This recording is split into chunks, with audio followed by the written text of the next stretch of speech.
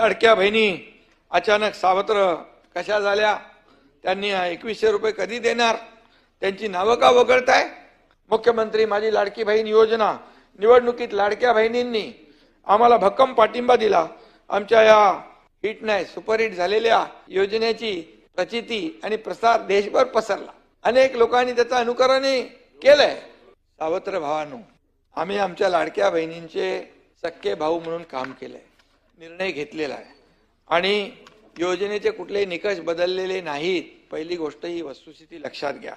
ज्या बहिणी पात्र आहेत त्यांना कधी अपात्र करण्याचं पाप आमचं सरकार करणार नाही आणि ही योजना कधी बंद होणार नाही एवढी आपण खात्री बाळगा.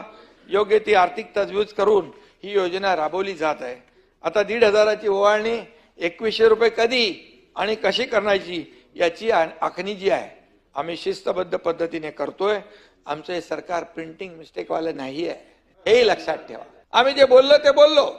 आता आर्थिक तजवीज जी आहे, तरतूद जी आहे, काटकसर करून जे काही करायचं आहे ते नक्की करू आणि या ठिकाणी याची देखील एक तजवीज करायला लागेल. आणि शेवटी आपल्या सगळ्या योजना सुरू ठेवायच्या आहेत, विकास प्रकल्प सुरू ठेवायचे आहेत, कमिटेड जो खर्च आहे तो आपल्याला द्यायचा आहे.